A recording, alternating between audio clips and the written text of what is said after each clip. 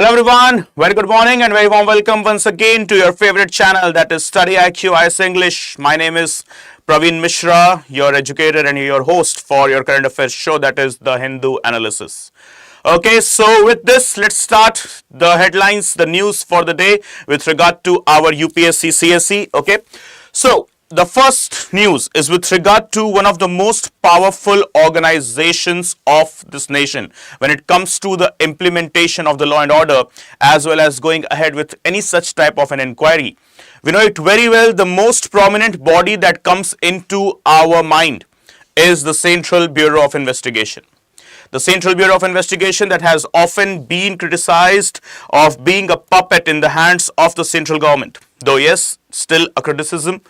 Rest are the things that are subject to public as well as judicial scrutiny.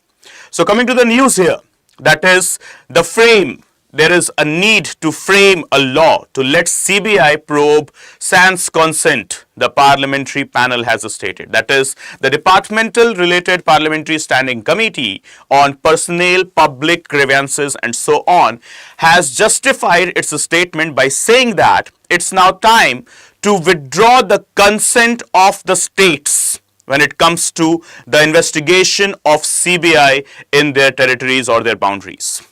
As of now, what is the logic? What is the fact or the statute here that we need to understand?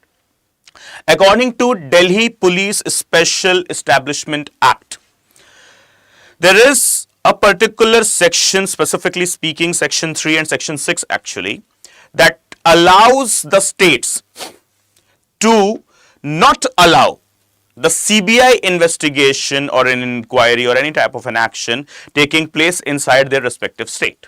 That is, the states, they have simply the power or the authority to debar the CBI from entering into the territory as an investigating agency. See, though it is a question mark on our union or the federal structure as well, but still, these are the provisions that have been kept since last 75 years and above. Okay. So now it's the time that since there are many instances where the power of CBI has been witnessed by all of us, that it get curtails because of the states when they deny that no, you cannot investigate all of these things here in my territory or that territory and so on. Right. So the whole news here that we need to discuss, the committee notes that 8 states have so far withdrawn general consent for CBI investigations, limiting severely its ability to investigate corruption and organized crime. The states being, the name of the states, they are very, very important to highlight for all of us. Okay. So here are the names of the states. So Kerala in chronology, Punjab, Jharkhand, West Bengal, Telangana, Meghalaya, Karnataka and Tamil Nadu. All of these states are the states, okay, they are ruled by parties that are not part of the BJP or its alliance. See, whether BJP ruled states, they have some grudges with the non-BJP ruling states or not, whether BJP is right, whether Congress is right, Aam Aadmi Party is right, or this party or that party is right. That should never, I repeat, that should never be our scope of discussion when it comes to UPSC. We have to play on a very political, on a very neutral political grounds. Okay, I just have to look after the government and not the parties. I don't have any relation with the parties. This is what you must always keep in your mind. You might be having some personal opinion, no doubt in that. But yes, that personal opinion should never be represented on the answer paper, at least, right? And in front of the interview board as well. So here talking about the states. Who are these states? Okay, they are not part of the BJP-led NDA. Neither the BJP, neither the alliances of the BJP. Okay, so what is the factor? Is there any internal political vendetta going on? An internal political rivalry because of which a very powerful organization of this nation, that is CBI, is being just used or misused by the governments? Maybe. Okay, not maybe, actually the fact is. But let's just not go to those dimensions. Okay, so 8 states. Who are these 8 states? It is in the southern parts we have got the states of Kerala, Telangana, Karnataka and Tamil Nadu. Okay, now coming to the northeastern side, so we have got one state Meghalaya, and the eastern side we have got West Bengal. Talking about the north and the northwest, we have got 2 states, that is Punjab and Jharkhand. Okay, so as we can see, from north to south to northeast, the powers of CBI has been kept under continuous questions by the state government. Okay, the states being once again Kerala, Punjab, Jharkhand, Tamil Nadu, Karnataka, Telangana, West Bengal, Meghalaya. Okay, and Tamil Nadu as well. So these are the states, right? Punjab, Jharkhand, so on, all these are the states, those who have denied the entrance or any type of CBI investigation or inquiry in their respective territories. Okay, so under Section 6 of the Delhi Special Police Establishment Act, right? This is what the fact that you need to remember. Section 6, okay, Section 6 of what? Delhi Special Police Establishment Act. What does the CBI is, entitled to? CBI needs, literally here the word, needs the permission of the state governments to investigate cases within the provinces or the territories. In case the state governments they do deny, then there exists no particular mechanism or machinery for the CBI to investigate. Okay, so here we go. Except in the cases, there are some exceptions. What are these exceptions? Where the orders are issued directly by the judiciary, okay, call it the Supreme Court or the High Courts, or even by the Ombudsman, that is Lokpal. Okay, so Section 6 has got some exceptions. And what are these exceptions? 3 exceptions. If the investigative orders they are issued by either the Supreme Court, the High Courts, any of the High Courts, and the third one, that is the Ombudsman we have got in the name of Lokpal. Okay, so guys, the factors that you need to understand, is there any exception to Section 6 of the Delhi Police Special Establishment Act? Okay, or the Delhi Special Police Establishment Act actually. Okay, yes. What are the exceptions? 3 exceptions. In case the orders they are issued by the High Court, the Supreme Court or the Lokpal. That's it. Further, there exists no 4th exception. Okay, if the orders of investigations are issued by the central government, then they have got the absolute authority, the states, to deny the investigation. Talking about CBI. The Central Bureau of Investigation, as the full form is, we know it very well, right? So, it is India's premier investigative agency. Now think about premier investigative agency, and still under too much of question that how the states can deny. Next, it is working under which department? Department of Personnel and Training. Which ministry? Ministry of Personnel, Public Grievances and Pensions. The moment, like every company, for example, generally, every private organization, an institution or a company, corporation, whatever, it is having a particular department named as HR, Human Resource Department. In the very same way, for officers, IAS, IPS, IFS, IRS officers, there is another HR department in the government. And what is the name of the HR department or the HR ministry for the officers? Okay, that is Department of Personnel, Public Grievances, Training, Pensions and so on. So this will be your nodal body for you, for the future officers of this nation. Okay, any problem if you have while working, so you have got the Department of Personnel and Training, just reach them. Okay, and say, sir, ऐसा these are the issues, help me, ऐसा tension नहीं होने का है, right? Okay, so here, sir, example of such cases can be there are n number of examples. Okay, yes, good morning everyone. Like for example, I'll tell you couple of years back, I guess in the year 2021 or 22. Okay, It happened that there was a corruption inquiry that were about to take place against some MLAs of West Bengal government. Okay, and the moment the investigative orders were sent, okay, to the CBI, and the CBI, they were deployed to West Bengal, immediately West Bengal government denied using section 6 of the Delhi Special Police Establishment Act. In fact, it happened that the sarcasm at its best. It has happened really, you can go and check on Google. Okay, that in 21 probably, I'm not so sure with the year, 21 or 22 it could be. Some West Bengal police officers, they arrested the CBI officers. Yes, that has happened in reality. Okay, the state police officers, on orders of the government, okay, they have arrested the CBI officials as well. It has happened a couple of years back in West Bengal. Right, okay. So this is where the improper or inappropriate usage has come, they have been, encountered by us, the media and so on. Okay, this is what we have witnessed. Think about it. Think about the irony, right? Sarcasm or the humor at its best, what we can call.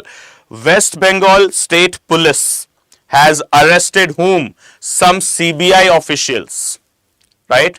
And such thing has also happened, not the arrest, but yes, a tussle has also happened between the state police officials of Karnataka and CBI. Okay, so there have been n number of instances, right? Okay, so coming back to the point here, as we can see further. So, establishment, when it was established. So, it was again during the British era, 1941, as the Special Police Establishment, SPE, and was renamed as CBI in 1963 by a resolution of the Ministry of Home Affairs. Okay, and what is the statute? The statute is Delhi Special Police Establishment Act of 1946. Okay, and the director, the appointment and so on. Appointed by a committee comprising what? See how the CBI director is appointed. Okay, so CBI director is appointed by a committee. And how many members, or who are the members, prominent ones, those who are present in that committee? So it is firstly the Prime Minister of India. Okay. Secondly, the Chief Justice of India. And thirdly, the leader of opposition. Where? Leader of opposition of Lok Sabha or Rajya Sabha? So leader of opposition of Lok Sabha only, not Rajya Sabha. Okay. So 3 members are to be there. Okay. Firstly, it is the Prime Minister of India. Secondly, the Chief Justice of India. And thirdly, the leader of opposition. Okay, leader of opposition where? We have got 2 leaders of oppositions in Parliament, that is in Lok Sabha as well as in Rajya Sabha. Okay, so here what we have got? Leader of opposition in Lok Sabha only. So this is what the statute says. What is the statute name? The Delhi Special Police Establishment Act. Okay, now the next big thing with regard to our UPSC, CSE prelims as well as mains.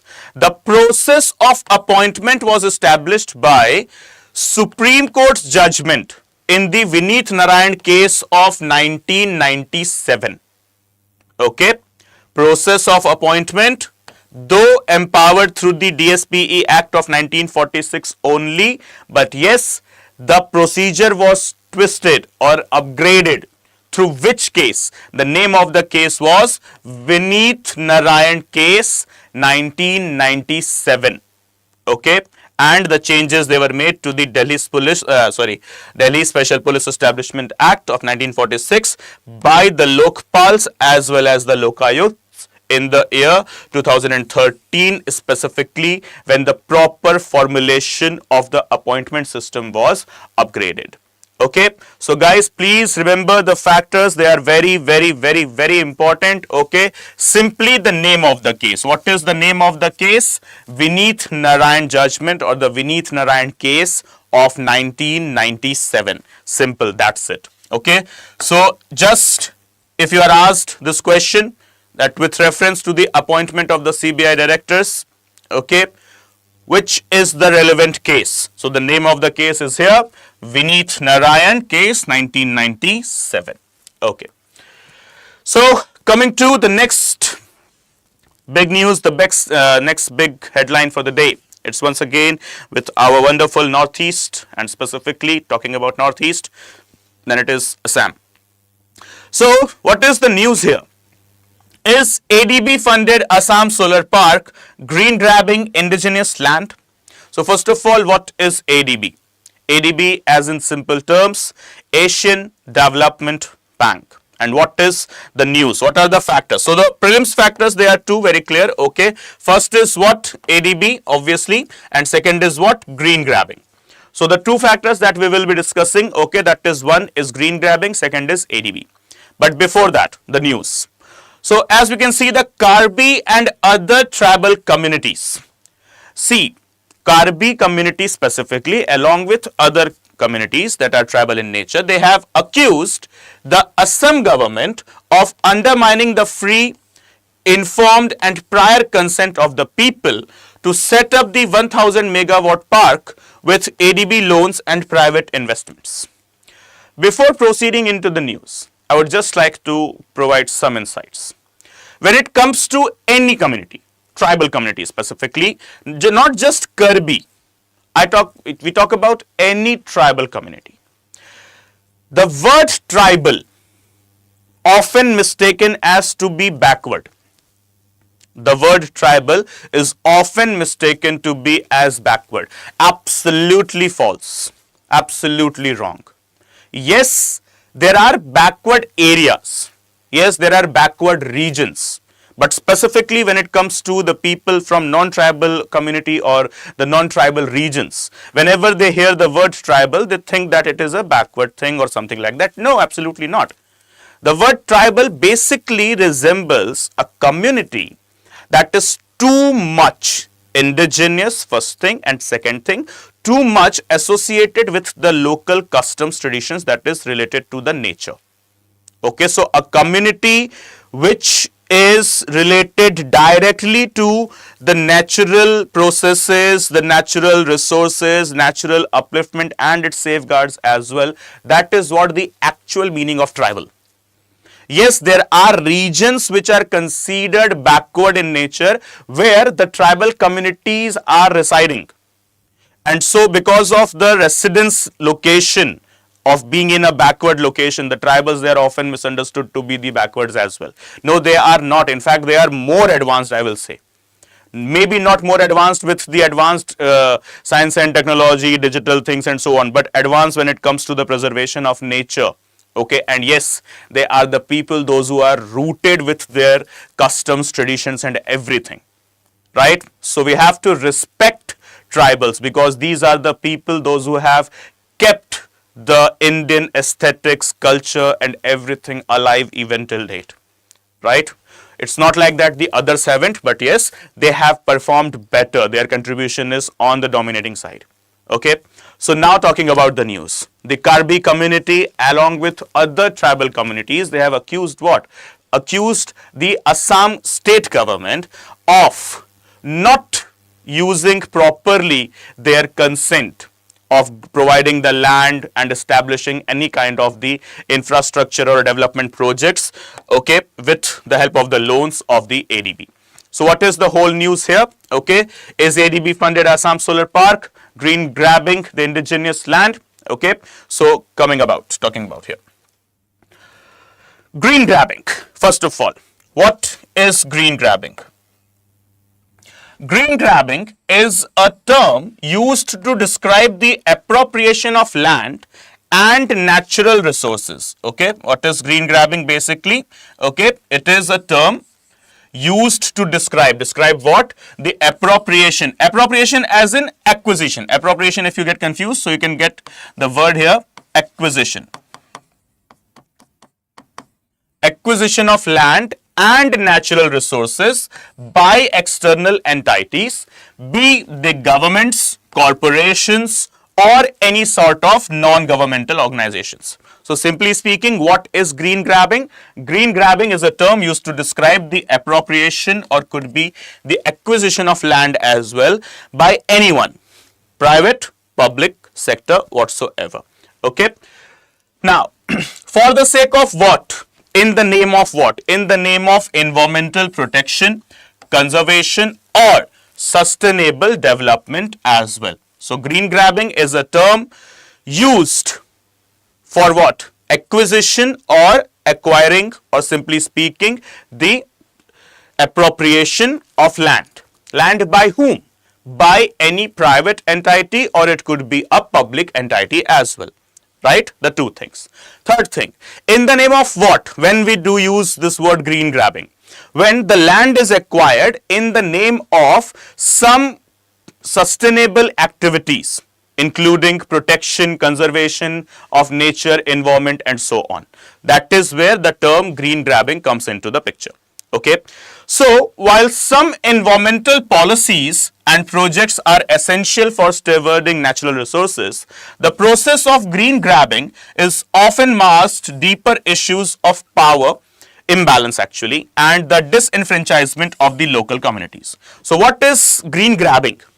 Is green grabbing a hero or a green grabbing a villain? What is the correct answer? What you guys can think? Come on guys, quickly. Green grabbing, a hero or a villain?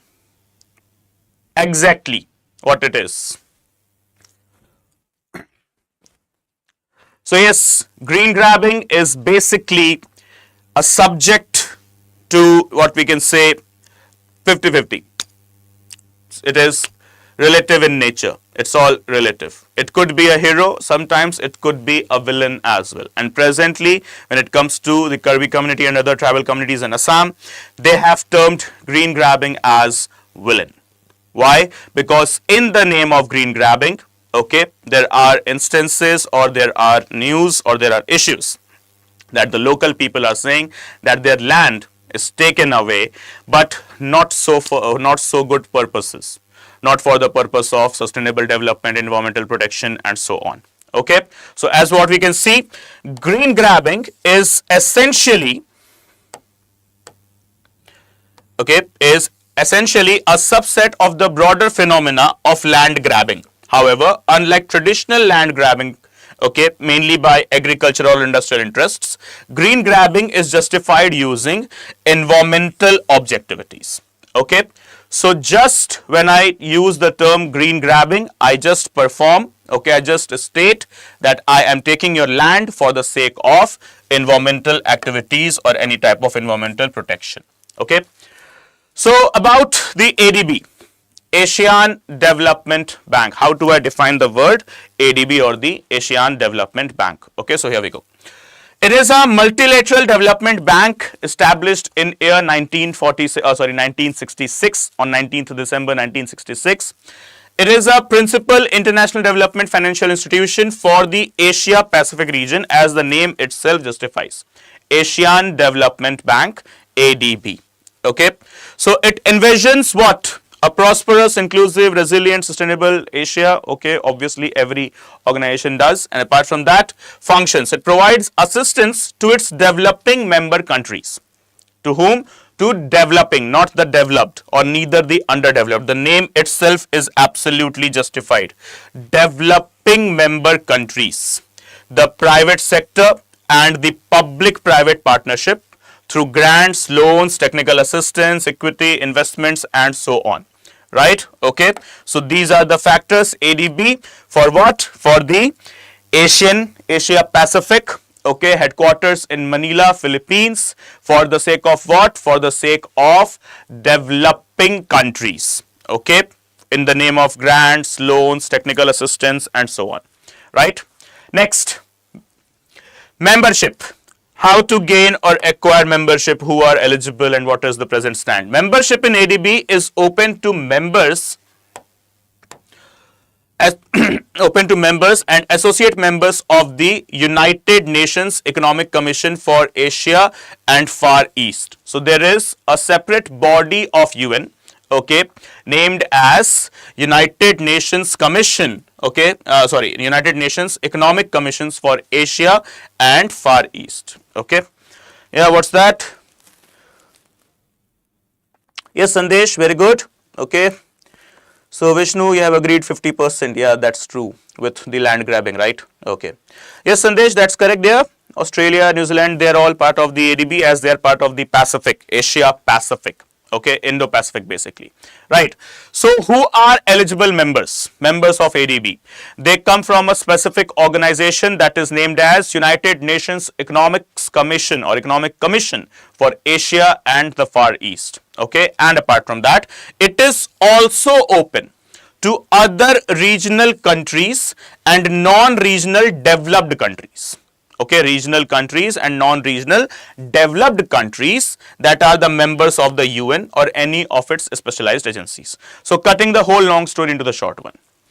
Who can be the member of ADB? Okay, yes, priority is to be given to the United Nations Economic Commission for Asia and Far East. Apart from that, the second clause says that anyone from United Nations or its partner agencies or any developed nation could be part of the ADB. Okay, so in 1966, 31 members they were present, and right now what we can see, 68 members, of which 49 are from within Asia and the Pacific and 19 outside. So presently, how many we have got? 68 members, out of which 49 they do inclusively come from the Asia Pacific itself. Okay. Coming on to the next news, the next headline for the day, as we have seen here. Kasampatti Sacred Grove in Dindigul declared Tamil Nadu's second biodiversity heritage site. Okay, what is the name? Kasampatti. Kasampatti, where? It is in Dindigul, that is in Tamil Nadu. Okay, and it has become second biodiversity heritage. Okay, so as we can see, the wonderful location. This is what I call it, in personal opinion, the wonders of the nature. Okay, the grooves specifically. As you can see, a temple here, right? This temple is dedicated to a deity, obviously, but which deity? It is a deity of grooves, right? As what according to the local customs and traditions we have. So Tamil Nadu government has notified Kasampatti, also famous in the name of, okay, also known in the name of Veera Kovil. So guys, please highlight this, Kasampatti, okay, the name Kasampatti, also known as Veera Kovil. Okay, it's a sacred grove. Sacred as in that it is prayed. Okay, puja hoti hai jiski, that is what sacred. So Kasampatti, it's a place also known as Veera Kovil, a place with sacred grove which is prayed. Okay, which is considered as pious or divine by the local people there. So the name once again, Kasampatti, also famous in the name of Veera Kovil locally, a sacred grove as a biodiversity site. Okay, so the forest department has officially published the notification in the government gazette to mark the state recognition, to mark the site's recognition, sorry, not the state, site's recognition under the act. And which act is used to declare any site as a biological diversity or a biodiversity site? Do we have any particular statute or enactment for that sake? Yes, so we have got, that is known as Biological Diversity Act of 2002. So guys, what is the prominent fact that we need to discuss here? Biological Diversity Act of 2002. It is what? It is a statute or enactment that is used or utilized in order to declare any area as a biodiversity heritage site. And for that sake, the news is here, that is in the historical city of Dindigul. Dindigul, when you read history, when it comes to the Anglo wars, Anglo-Maratha wars, okay, specifically, and French wars as well, you will find the mentioning of this place, Dindigul, okay, and in that very historical city of Dindigul. Okay, and apart from that, not just with the modern history, with the ancient heritage of the nation as well. Okay, so the very same place is once again in the limelight here, but this time with regard to the biodiversity thing. Okay, so we have got heritage, natural heritage, as well as man-made heritage. For man-made heritage, yes, we have got UNESCO and its terms, and for natural heritage, we have got in India. Okay, that is the Biodiversity Heritage or the Biodiversity Act. Okay, Biological Diversity Act 2002, where we have used it, Dindigul. What is the name? Kasampatti, also famous in the name of Veera Kovil. Okay. Dindigul biryani also famous. Wow.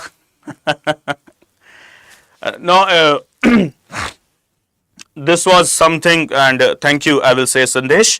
Okay, this was something I was literally not aware.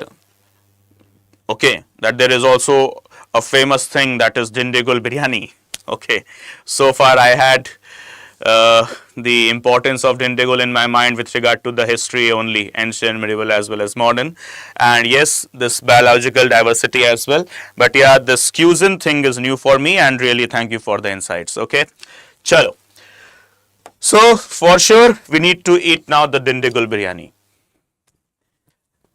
Right. So a biodiversity heritage site. How do we go ahead with a biodiversity heritage site? Okay. हाँ नहीं sir, ये product I seen yesterday. अरे छोड़ो यार, सुबह सुबह time, ऐसे ही नाश्ते का टाइम, भूख लग रखी है, अभी बिरयानी की बात कर रहे हो यार, ठीक है, ओके. ऐसा morning time, you know, it is already, you know, the time for breakfast. Okay, so and now you are mentioning biryani. How will I concentrate in the class? Okay, so let me teach first, then biryani will discuss later. Okay, okay. So a biodiversity heritage site, it is what? A well defined, the factors that are needed to be marked. Okay, it is a well defined area. It could be terrestrial, it could be coastal, it could be inland water, or it could be marine. Okay, so guys, what are the things that could be defined as biodiversity heritage, okay, site? How can I define, or what are the particular locations? Can it be a terrestrial area? Obviously, just like Kasampatti, it is a terrestrial area. Can it be a coastal region that is near the beaches and so on? Yes. Can it be the inland waters like rivers or lakes? Yes, absolutely it can be. Can it be a sea or an ocean or a kind of a estuary or something like that? Yes. It could be a delta, it could be an estuary, it could be a river mouth, whatever. It could be a sea, it could be an ocean, it could be a beach, it could be an inland water body, call it the river or a lake or a pond. It could be also a terrestrial location as well. Okay, so any particular location. Okay, terrestrial also includes hills and mountains. Mark this thing. When it comes to terrestrial, it also includes hills and mountains. Okay, anything that is on land. So anything that is rich in natural in nature or greenery could be declared biodiversity heritage site according to the local culture, customs, traditions, and so on actively performing there. Okay, so when it is a biological heritage site, the species richness and endemism is also seen. That is, they are the area contains a large number of species, including many rare, threatened, or endemic ones. Evolutionary significance it should also have, that is, it may host species or genetic traits that are unique, serving as the reservoirs of evolutionary history. Cultural and traditional values, they are also taken into the care, and apart from that, ecological fragility. Fragility as in how much delicate or soft they are. Ecological fragility, as in these sites often comprise ecosystems that are particularly sensitive to natural disturbances and external pressure. Okay, so the factors with regard to the biological heritage sites, or not biological, sorry, biodiversity heritage sites. Okay, as simple as possible. So what are the factors? The richness of the species and their endemism. Apart from that, evolutionary significance, how the species are evolving, and yes, cultural and traditional value is to be also taken care of. And apart from that, yes, ecological fragility, that is how much fragile or how much sensitive, how much soft these particular locations they are. Okay. So next big thing, something could be dangerous, right? No, it is not. It's about a space exploration mission that we are going to discuss, that is about NASA. There is a particular space exploration mission of NASA that is known as NASA's Parker Solar Probe. Okay, what is the name? NASA's Parker Solar Probe. Okay. Yes, Vishnu, there it could also have wetlands. Wetlands, as we see, that they are one of the most important ecological hotspots with good rich amount of flora and fauna. Okay, like for example, Sundarbans. Okay, if you go to Sundarbans, it is also a biodiversity heritage site, and apart from that, it is a reserve wetland as well under the Ramsar Convention. Okay, so yeah, absolutely it could be. Okay. So coming to the point here, that is the headline, the next headline, that is about NASA's Parker Solar Probe. It has successfully completed its second close flyby of the sun. We humans, we are trying our best to explore everything. Okay, though the sun's hotness, it's being a fireball, still NASA has said, in fact, ISRO has also said, according to the Aditya L1 mission, right, and Aditya L1 mission in India, ISRO, and with NASA we have got the Parker Solar Probe, right. Where are these Parker Solar Probes and Aditya L1 solar probes? They are actually, they want to go as close as possible to sun and capture its surface as well as its internal features as well, as much as possible. Right. So for that sake, you have got another name with you, that is NASA's Parker Solar Probe. Now, second time it has been in news. A close flyby, okay, it has done with regard to the fireball that is known as sun. Okay. So guys, a trivia, a question for you. Now tell me, everyone, if I just, which is the closest star to Earth? Come on guys, quickly answer this. Which is the closest star to Earth? I want answers quickly. Come on. Which is the closest star to Earth? A star that is closest to Earth. What is the name? Come on, fast.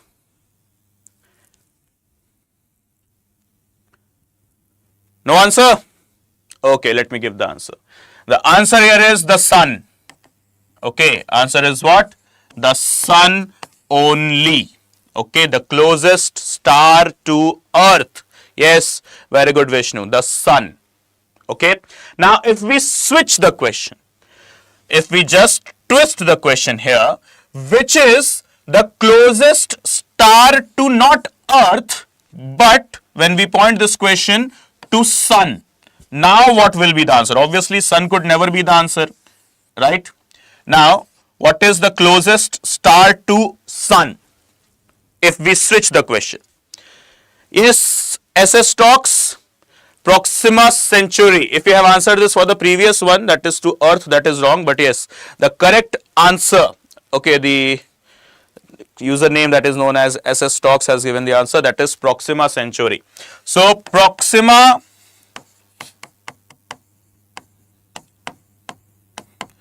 Centauri Centauri, is the closest star to Sun, and Sun is the closest star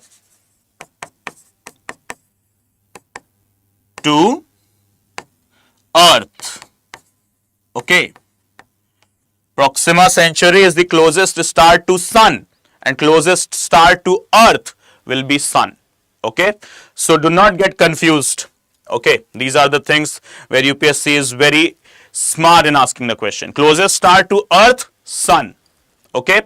Closest star to Sun, that is Proxima Centauri. Okay. So NASA's solar probe, when we talk about this one. Okay, so it is the second time, and apart from that, it is the size. What is the Parker solar probe? The size is all about us. Sedan car size, specifically spacecraft, swooped within 3.8 million miles, that is 6.1 million kilometers of the sun's surface at a whopping 4,30,000 miles per hour. Simply speaking, 6,92,000 kilometers per hour, matching the historic record it set during its encounter on the Christmas Eve last year. The news has come to us now. Okay. What is that? 6,92,000 kilometers per hour. Justified as the size of a car, and see the speed. Means like I can't even imagine how fast it would move around. Okay. So, talking about the factors, the mission objectives. What are the objectives of this Parker probe? Okay, NASA's Parker solar probe. Okay. So, mapping the corona and solar wind. What is this? Corona. Is it that corona, COVID-19 wala corona? No. Corona as in what? The internal surface or the core of the sun is also named as corona. Ironically, it is also a virus. Okay, that what our generation have faced it. Take. So corona, not the corona COVID-19 virus. Okay, corona as in the internal core of the sun. It is also named as corona. So Parker's primary objective is to investigate the physical process in the solar corona by entering the sun's outer atmosphere. And secondly, understanding the particle acceleration. How the particles, they do accelerate in the outer space, even without the vacuum, even when there is a vacuum actually, right? So studying how particles are accelerated to speeds up to half the speed of light and enhances the understanding of the space weather. And secondly, unraveling the mysteries of the solar activity. Obviously, by getting closer than ever to the sun, scientists hope to answer long-standing questions about the mystery of coronal heating. That is why the corona is significantly hotter than the sun's surface. Okay, so we know it now that corona is much hotter than the surface of the sun. And why so? The mystery is yet to be solved. The question is yet to be answered, and for that, along with ISRO's missions, that is Aditya L1 missions and so on, we have got the NASA's Parker, okay, Parker solar probe actively present there. Okay, so here we go. As what you can see, a deadly lethal drone on your screens, right? A drone manufactured by Indian Army, set to indulge in a kamikaze, that is battle. What is kamikaze? Basically, it's a kamikaze battle.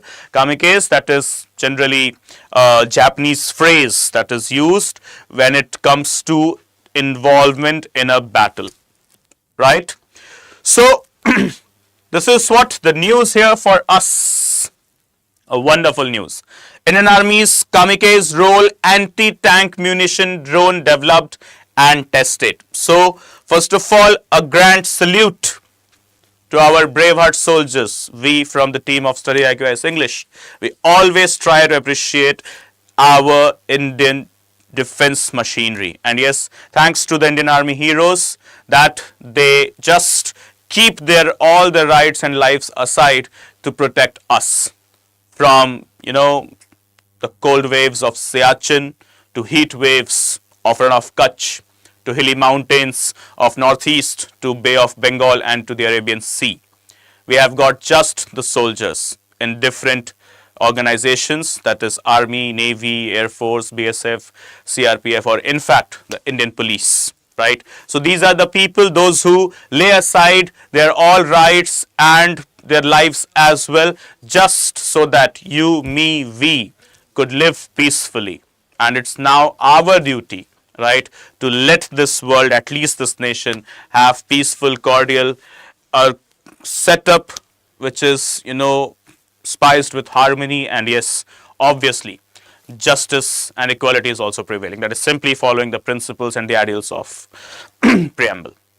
So, coming to the point of the kamikaze role anti-tank munition developed and tested by Indian Army. What are the features here? Okay, so the drone meant for tactical drone warfare, that is, it can induct in the battle, has been successfully developed, tested and validated in collaboration with TBRL, that is Terminal Ballistic Research Laboratory. Okay, Terminal Ballistic Research Laboratory, where it is in Chandigarh. May remember the location. Okay, Terminal Ballistic Research Laboratory, stationed where? Chandigarh. And the initiative of this kamikaze drone was launched in last year, August 2024, and developed by whom? The major name here is, once again, Major itself, Major Cephas Chaitan. Okay, so the two names that you need to remember, that is TBRL and Major Cephas Chaitan, when it comes to Indian Army's first ever kamikaze drone developed and tested indigenously. Okay, so features and the functions.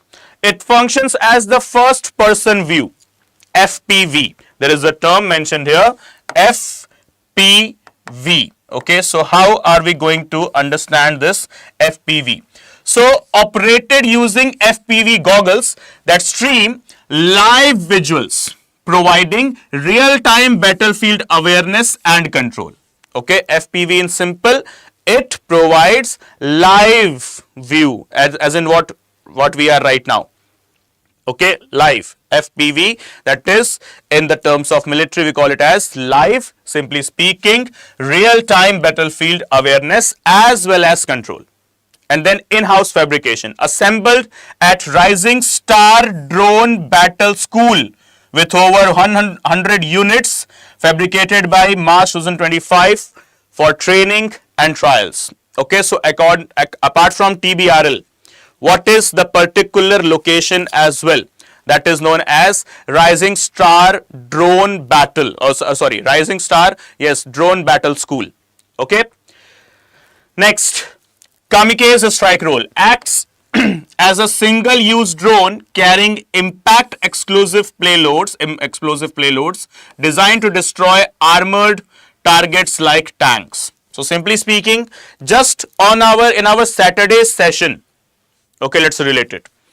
In our Saturday's The Hindu Analysis session, we were discussing about an anti-tank missile known as Nag. We also discussed about Helena there. Okay, so that was a missile which was having the caliber or the capability to destroy the whole of the tanks. And in now today's session, that is on 31st of March 2025, we are discussing a drone that is having the capability of destroying a tank itself. Okay, so what is the name? The kamikaze drone. Okay, Indian Army. Right? Next, dual safety mechanism. It prevents accidental detonation, that it is not clicked accidentally. Like for example, if you are having a smartphone, right? So there would be a feature in your smartphone named as accidental touch protection. For sure, there is a feature in your smartphone, whether it is an Android one or a iOS one or whatsoever. Okay, if it is a smartphone, there would be a feature for sure. You can go into the settings bar and search it as well if you are not aware. That is known as what? Accidental touch protection. Right? That if it is the phone is kept in a bag or a pocket and it is touched with some other particular material. So in order to prevent some mishappening or a function just starting because of some accidental touch. So there is a provision known as accidental touch protection. Okay, that will say that that states that the screen will work only when the fingers, the skin is attached to it or connected to it, right? So this is where the dual safety mechanism comes in. It prevents any type of accidental detonation, that once clicked it won't be launched at just one click. Once clicked, it will now pop up another window, okay, and it will ask for the administrative this permission. Okay, that is the admin permission, that is whether to launch or not. So that is what is known as the mechanism that prevents the accidental detonation. And apart from that, payloads can only be activated via pilot's radio controller under controlled conditions. Okay, simply the accidental touch protection is there. Okay, so this is what the features of the Indian Army's kamikaze drone. Okay, so moving on to the next headline for the day. Okay, here we go. Yes, it's not about wheat or any palm, something like that. Okay, it's about the gene bank. The central government has announced the establishment of the second, mark this thing here, okay, which one? Second National Gene Bank. Okay, the second National Gene Bank, NGB, as part of its efforts to ensure the long-term food and nutritional security, and the initiative which falls under the government's, okay, under the investing in innovation. That is what the theme of the union budget aims to conserve 10 lakh crop germplasm for the future. So guys, the facts that you get to know here with this particular paragraph itself, that is what? Firstly, so second gene bank has been established in India. That means now there are 2 gene banks that we will be discussing, don't worry. And secondly, the gene banks, they are established through what? Through what? That is known as investing in innovations. And what is this investing in innovations? This is the theme of the present year's union budget. Okay, theme of the union budget. What is the name? Investing in innovations. And through this, the National Gene Bank will be preserving some 10 lakh crop germplasm for the future in case of any mishappening, if we lose any sort of soil fertility or any type of production availability of the seeds or fertilizer, something like that. So no worries, we have got the gene bank, the genetics bank, okay, where we will be storing some 10 lakh crop germplasm, okay, for our future generation. Okay, so once again the factors: second gene bank, first thing. Second thing, established through what? Established through investing in innovations. What is investing through innovations, or sorry, investing in innovations? It is the theme of the present budget, that is 25 to 26. Now talking about the factors. The National Gene Bank, okay, located at ICAR, that is Indian Council of Agricultural Research, National Bureau of Plant Genetic Resources in New Delhi, currently holds the distinction of being the second largest gene bank in the world, okay, with 4,71,561 accessions from 12,157 species. And these plant genetics resources are crucial for the improvement of crops and the management of the genetic resources in the country, and they are made available to both public as well as private sector agencies involved in agricultural development and research. So the first one, that is the National Gene Bank, it is located where? It is located in New Delhi itself, into the ICAR building. Okay, so it holds a status. What is the status of being what? The second largest gene bank in the world. See, don't get confused with the news. The second gene bank in India is about to be established through the innovations, okay, that is the theme of the present budget, okay, investing in innovations. But when we talk about the first gene bank that is already established in New Delhi, okay, what about this? Then this first gene bank holds the status first gene bank of India, holds the status of being the second largest gene bank of the world. Okay. Now there is a question for you that you will tell me after the class into the comment section. Guys, please, every day I give the questions, okay, for the homework, and whenever I see the comments, it is, either it is having no such relevant answer or there is no even answer as well. Okay, so please guys, I do take care of the comments as well, okay, when it comes to the homeworks, so please do it. So the homework, the question for the day is, if the second largest gene bank of the world is in India, is in ICAR building of New Delhi, then where is the first largest gene bank? Okay, now coming to the factor, please do the homework without any confusion, right? So please put down the comments there for sure.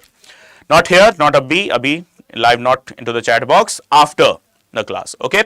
So coming to the point here, the gene bank, the access to the genes will be given to only public entities or the private entities as well, or only private entities. So the answer is here. So it will be made available to both public as well as private sector agencies, those who are involved in agricultural development and research. So this is what the whole thing. Okay. So what is actually a gene bank? How do I define this term gene bank? So it is basically a repository of plant genetic material. It could be seeds, tissues or pollen designated to conserve biodiversity and protect crop varieties from the extinction. Okay, so basically what is a gene bank? It is a repository, that is a bank of plant genetic materials. What are the plant genetic materials? It could be a seed, it could be a tissue, it could be a pollen as well. Okay, and the fact, organization involved, managed by ICAR, that is National Bureau of Plant Genetic Resources as well, under which ministry? Ministry of Agriculture and Farmers Welfare. Okay, Indian Council of Agricultural Research, working along with the another sub body of ICAR as well, that is National Bureau of Plant Genetic Resources, NBGR.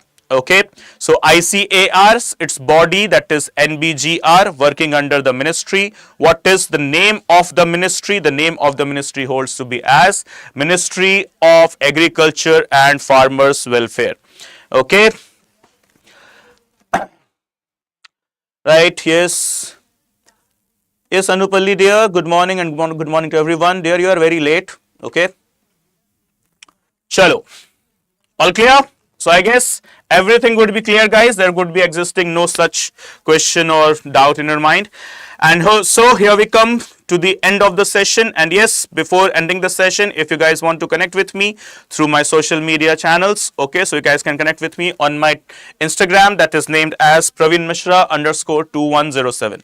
Okay, and apart from that, you can also connect with me through my Telegram channel, that is study_with_Praveen. Okay, guys, so wherever you guys are comfortable or want to connect, okay, you guys are free to do that. You guys are free to ask any doubts related to your academics, and apart from that, if there is anything you want me to share there as well, that is any kind of notes or whatever, I will do it over the respective channels. Okay, right? Okay, SS Talks. We will discuss this, okay, whether it is the correct answer or not in the next session. Sir, क्यों आज questions नहीं लाए आप? Dear, really sorry about that. Actually, we will be discussing the questions into a separate segment today. Okay, don't worry about that. Okay, so Praveen Mishra _2107, that will be Telegram, and with regard to, that will be Instagram, and with regard to Telegram, it will be Study with Praveen. Okay, guys, any questions existing here? So for questions, we have got a separate session, okay, where we'll be discussing about the MCQs of the previous week's current affairs. Okay, previous whole week's current affairs we'll be discussing about MCQs. Okay, yep, all clear? Okay guys, so that's it from my side today in this session. I hope you have enjoyed the session and there has been ample amount of knowledge addition or the value addition into your knowledge bank, right? So I try my best to provide you the best ever concrete and reliable material. Let's see how much successful we are in doing this, okay? So guys, please do provide the homework into the comment box, and apart from that, your valuable feedback into the comment box as well, and subscribe to the channel if you haven't done yet. Okay everyone, thank you so much for watching. See you all in the very next session. Bye bye, good day, take care, study well. Jai Hind, Jai Bharat.